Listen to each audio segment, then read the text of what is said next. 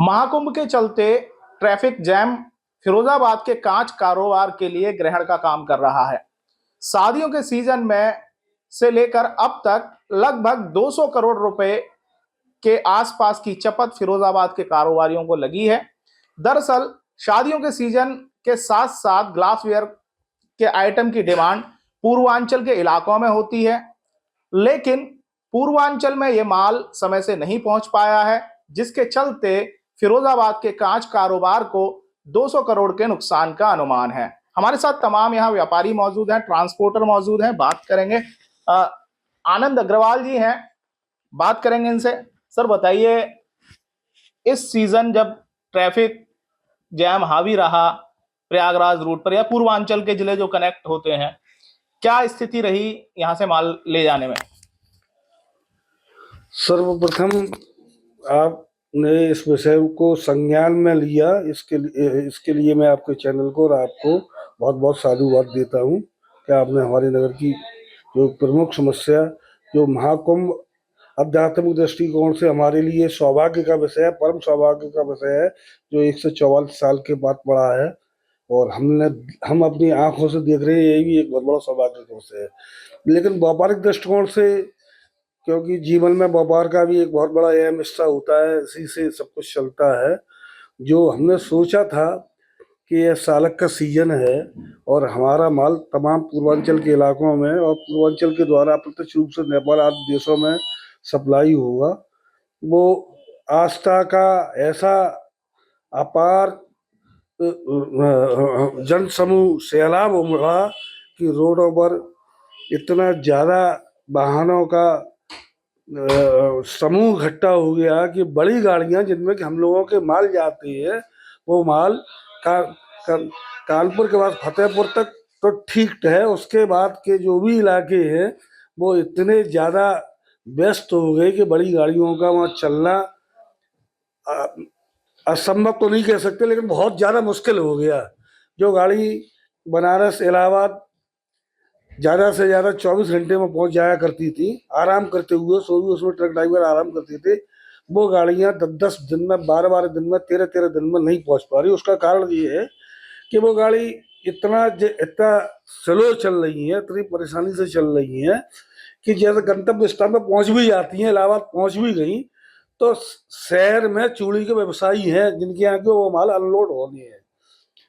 तो प्रशासन की एक नीति कि जनसाधारण को आराम मिले, कोई व्यवस्था खराब ना हो, उनकी नीयत में कोई खोट नहीं कहा जा सकता, लेकिन उन गाड़ियों को शहर से 20-20 किलोमीटर पहले रोक दिया जाता है, ना उसमें वहाँ ट्रैफिक जा सकती, ना छोटे टेम्पू जा सकते, इसलिए वो माल अनलोड नहीं हो पाते और वहीं के वहीं जाम हो जाते हैं।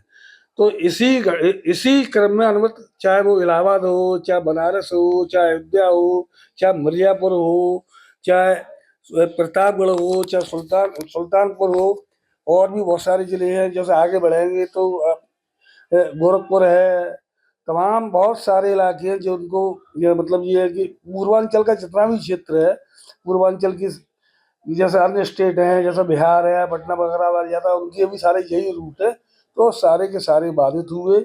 और वहाँ बाधित होने से जो सप्लाई हमारी देश के अलावा अन्य जगह भी जो जाती थी, क्योंकि सालक तो सभी जगह चल रहे हैं, जैसे नेपाल में वहाँ भी सालक है, वहाँ भी बहुत बड़ी मात्रा में मतलब ऑर्डर थे, तो वो माल हम लोग मतलब जो सप्लायर है वो सप्लाई नहीं दे पा रहा है, और उसके कारण से मैं समझता हूँ ओवरऑल फरीदाबाद में अगर खाली चूड़ी की बात की जाए तो 200 करोड़ रुपए के व्यापार की क्षति हुई होगी।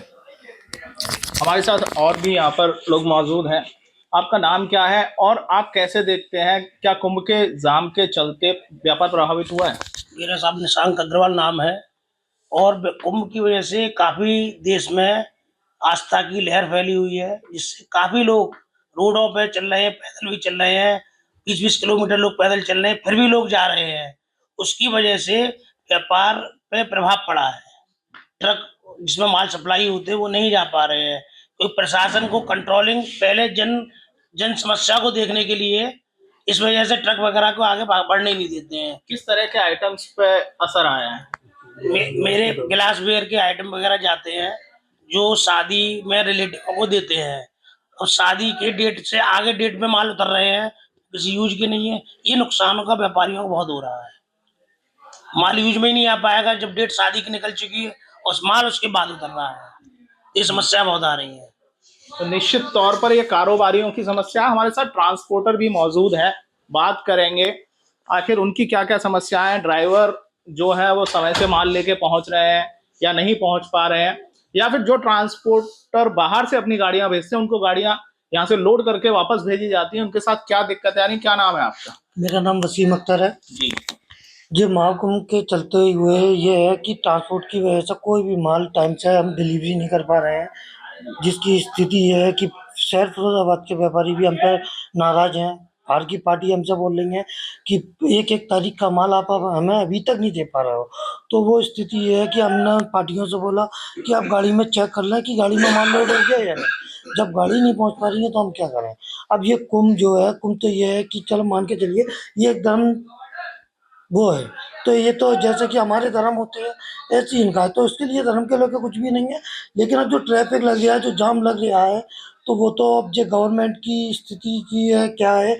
ये तो जो चीज़ है, जब आदमी एक ही शहर में अनाप शनाप की मतलब करोड़ों की स्थिति में जाएगा तो गवर्नमेंट भी उसमें कुछ नहीं कर सकती। आप लोगों को दिक्कतें बेसिकली क्या आ रही हैं? भाड़े में कितने अंतर आए हैं, या भाड़े फिर में ड्राइवर तैयार हो रहे हैं जाने को, नहीं हो रहे हैं, क्या है? ड्राइवर जाने को तैयार नहीं हो रहे हैं। भाड़े में काफ़ी ज़्यादा बढ़ोतरी हो गई है। मतलब जो गाड़ी जाने के लिए राजी अगर गलती से हो जा रहा है तो वो पहले अपनी डील रख रहा है कि जितने दिन भी गाड़ी रास्ते में या आपके पॉइंट पर पहुंच के खड़ी होती है, खाली नहीं होती है, तो उसकी हल्टिंग देनी पड़ेगी। अब वो 2000 रुपये पर डे मांग ले, या 3000 या 5000, या वो 5000 से ज़्यादा नहीं, पर डे का हिसाब रहता है उसमें। वो कंडीशन है जिसकी वजह से हम लोग काफ़ी ज़्यादा परेशान है। मार्केट से हमें गाड़ी भी नहीं मिल पा रही, तो हम लोग उनको ये कमेंट कर नहीं पा रहे कि हम देंगे, कि हमें भी इतनी प्रॉफिट नहीं है जो कि हम उनको इतना दे सकें। अभी आपके गोदामों की स्थिति क्या है जहाँ पे आपका ट्रांसपोर्ट है? माल लगातार डिस्पैचिंग के लिए आ रहे होंगे आपके पास व्यापारियों के यहाँ से? सर हमारे पास डेली व्यापारियों के यहाँ से माल आ रहे हैं, जिसमें से कोई बड़ा बुजुर्ग है जो कि मजबूरी में अपना काम कर रहा है, उसका हम ठेला उतरवा लेते हैं, जैसे भी मैनेज करा कहीं भी। लेकिन अब कोई नौजवान है, कोई गोदाम वाले हैं जिनसे आज सुबह ठेला आया, कहीं मैनेज करवा दिया, अब नहीं मान रहे हैं, तो हम उनको जान पूछ के या जैसे समझ लो हम उन्हें वापस कर रहे हैं। फिर उसमें फिरोजाबाद के दुकानदार बिगड़ रहे हैं कि ये मेरी पल्लेदारी डबल जा रही है, ये वो चीज़। नहीं, हम आपका एक ठेला मैनेज करवाए जैसे भी, अब हमें भी तो इतना मौका दो क्या। अब जिस घर में हम रहते हैं वो घर भी हमारा फुल है, हमारी ट्रांसपोर्ट फुल है। अगर आप चाहो तो हमारी ट्रांसपोर्ट की वीडियो बना लें, देख लें। जो हमारा ऑफिस है वो भी ऑफिस इतना फुल है कि अगर कोई भी आ जाए तो हम उसको ऑफिस में बिठा नहीं सकते। कुल मान के कि आवक ज्यादा हो रही है, माल डिस्पैच नहीं हो पा रहा है। माल डिस्पैच नहीं हो पा रहा तो है। निश्चित तौर पर यहाँ पर फिरोजाबाद के कांच कारोबार के लिए एक बड़ी समस्या बन गया है महाकुंभ के ट्रैफिक। महाकुंभ तक जो ट्रैफिक लगा हुआ है और जो जैम है वो निश्चित तौर पर यहाँ फिरोजाबाद के व्यापारियों के लिए बड़ी परेशानी का सबब बन गया है। हालांकि अभी शिवरात्रि का नहान शुरू होने वाला है, इसको लेकर भी नो एंट्री अभी लग जाएगी। इसके बाद जो व्यापार प्रभावित हुआ है, चाहे वो ट्रांसपोर्ट कारोबारी हो या फिर कांच कारोबारी जो ट्रांसपोर्ट के जरिए अपने माल डिस्पैच कर रहे हैं, निश्चित तौर पर इनके लिए एक बड़ी परेशानी का सबब है। अब देखने वाली बात यह होगी कि शिवरात्रि के स्नान के बाद क्या वाकई रूट जो है वो जाम से मुक्त हो जाएंगे, क्या पूर्वांचल के जिलों को कांच की सप्लाई प्रॉपर हो पाएगी या नहीं, ये आने वाला वक्त बताएगा।